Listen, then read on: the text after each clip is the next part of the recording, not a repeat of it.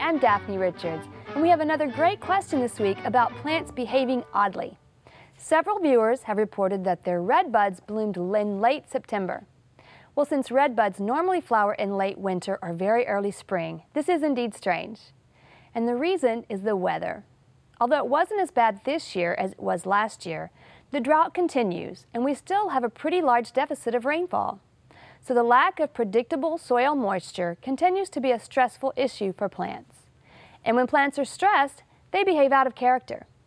You may notice a decline in plant health during stressful conditions, which would be logical. It makes perfect sense that a tree isn't getting enough water to sustain itself. It will drop its leaves and have declining health. But often something really interesting happens if the environment improves significantly.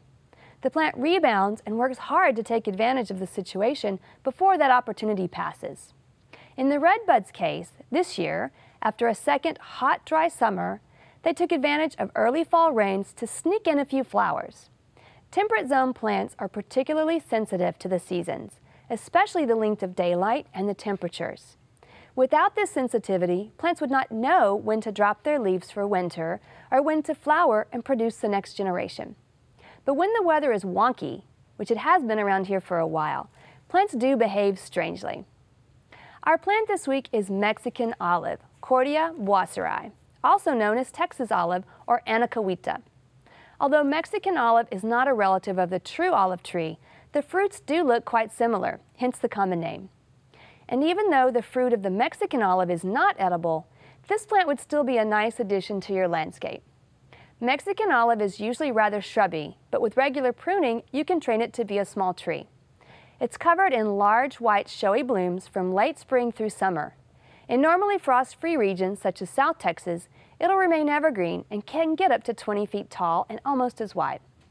But in areas that typically see at least a few periods of freezing temperatures, Mexican olive will stay a bit smaller and will be deciduous or semi-evergreen. It can be rather messy when the blooms and fruit drop off, so be careful not to plant it too close to a sidewalk or a pool.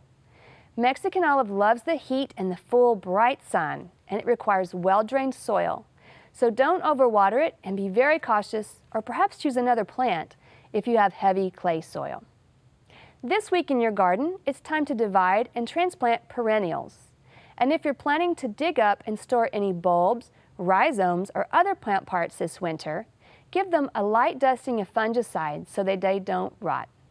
We'd love to hear from you, so please visit klru.org/ctg to send us your questions or plants from your garden.